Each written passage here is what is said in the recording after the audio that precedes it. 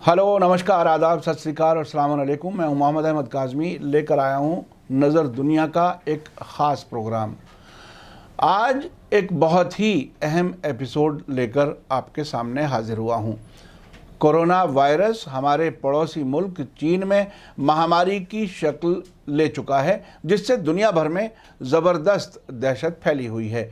America की तरफ से ट्रेड वार से जूझ रहे चीन के लिए वुहान शहर पर कोरोना वायरस की वजह से लगी पाबंदियां उस मुल्क की इकॉनमी के लिए एक बड़ा झटका है।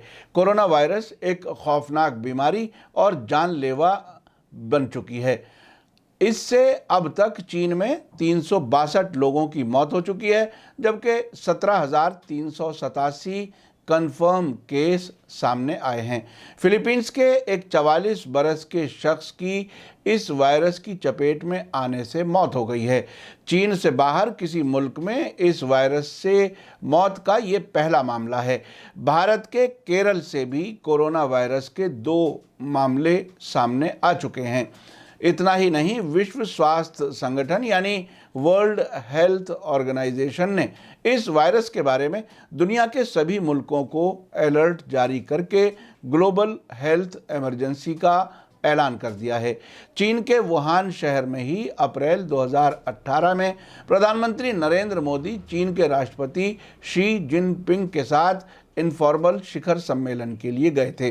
कोरोना वायरस के खतरे को देखते हुए भारत ने 2 विमानों को भेजकर 647 भारतीयों को चीन से वापस बुला लिया है। संयुक्त राष्ट्र संघ यानी यूनाइटेड नेशंस ने बयान जारी करके दुनिया के सभी मुल्कों से कहा है कि वे अपनी सीमाओं के अंदर रहकर इस खतरनाक वायरस के फैलाव को रोकने के लिए तैयारी करें।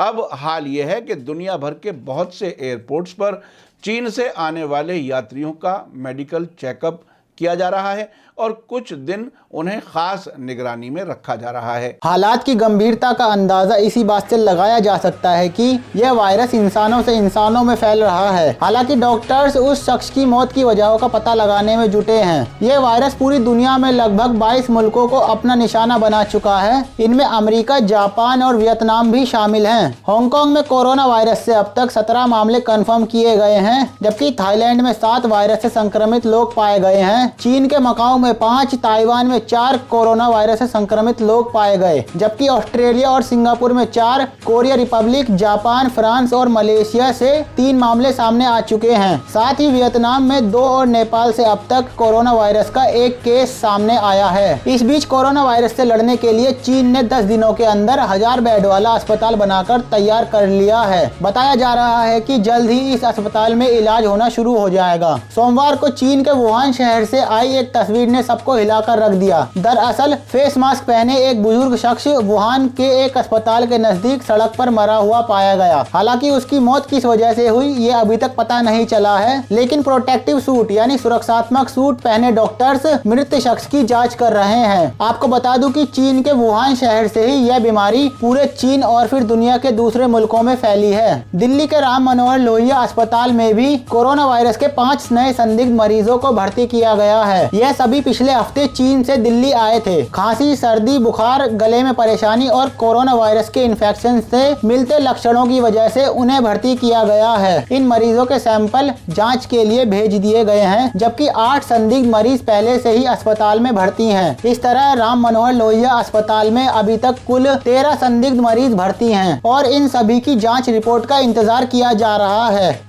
विश्व स्वास्थ्य संगठन ने कोरोना वायरस की वजह से इंटरनेशनल इमरजेंसी का ऐलान किया है। ऐसा इसलिए किया गया है ताकि इस बीमारी से निपटने के लिए अंतर्राष्ट्रीय स्तर पर कोऑर्डिनेशन यानी समन्वय बैठाया जा सके। WHO चीफ टेड्रोस एडनम ने बताया है कि सबसे बड़ी चिंता ऐसे देशों में वायरस फैलने से रोकने की है जहां स्वास्थ्य के इंतज़ाम कमज़ोर हैं। साथ ही उन्होंने कहा कि चीन में वायरस से जूझ रहे लोग ही नहीं बल्कि दूसरे देशों में भी इसके बढ़ते प्रकोप को देखते हुए ये फैसला लिया गया है। वहीं अमेरिका ने अपने नागरिकों को चीन न जाने की सलाह दी है। खबर है कि इसके बाद गूगल, टेस्ला, स्टारबक्स जैसी बड़ी कंपनियों ने चीन में अपनी सेवाएं बंद कर दी हैं।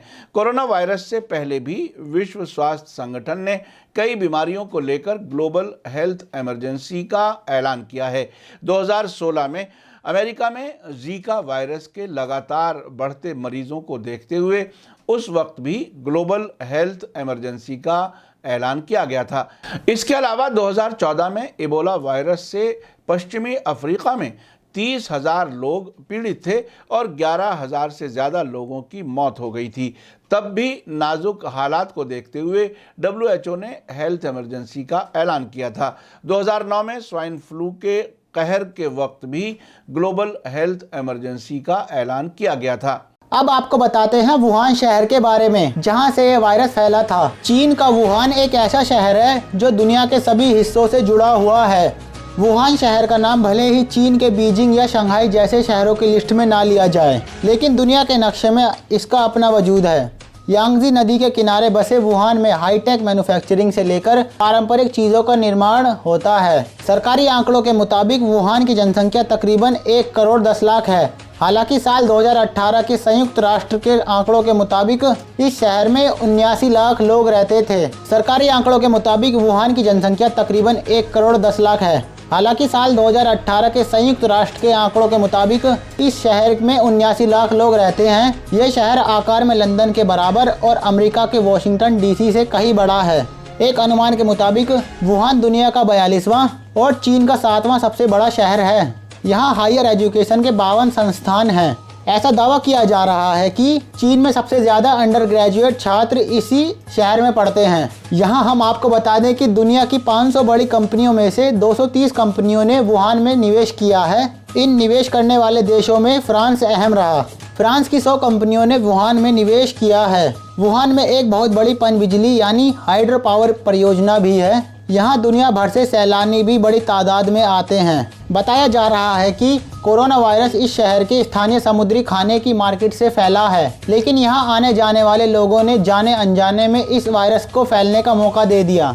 मसलन जो अमेरिकी शख्स कोरोना वायरस से इन्फेक्टेड था, उसने हाल ही में वुहान की यात्रा की थी। कोरोना से इन्फेक्टेड 2 जापानी नागरिक भी वुहान होकर आए थे।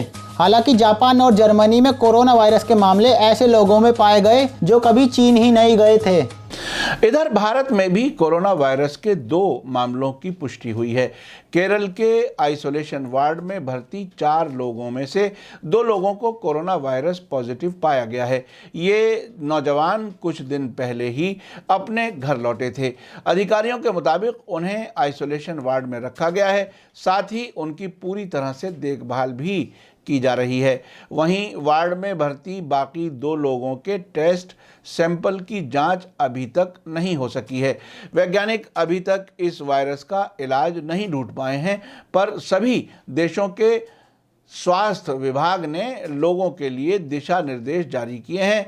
वहीं विश्व स्वास्थ्य संगठन ने भी इस वायरस से बचाव के लिए एडवाइजरी जारी की है। यहाँ आपको यह समझना जरूरी है कि कोरोना वायरस आखिर क्या है। दरअसल कोरोना वायरस कांटों जैसा दिखने वाला वायरस है। इसी वजह से इस वायरस का नाम कोरोना पड़ा।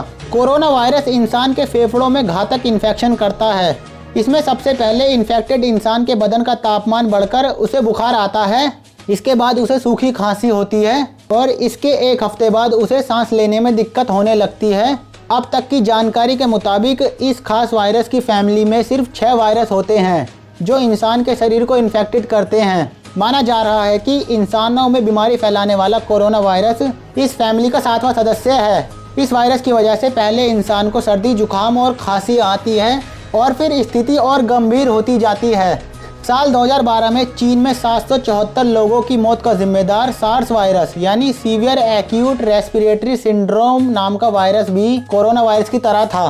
फिलहाल चीन के राष्ट्रीय स्वास्थ्य आयोग यानी नेशनल हेल्थ कमीशन ने लोगों को वुहान न जाने की सलाह दी है और कहा है कि वुहान के लोगों को शहर नहीं छोड़ना चाहिए। लेकिन वुहान दुनिया से जिस तरह से जुड़ा हुआ है उसे देखते हुए ये तो तय है कि दुनिया के दूसरे हिस्सों से कोरोना वायरस के मामले सामने आते रहेंगे।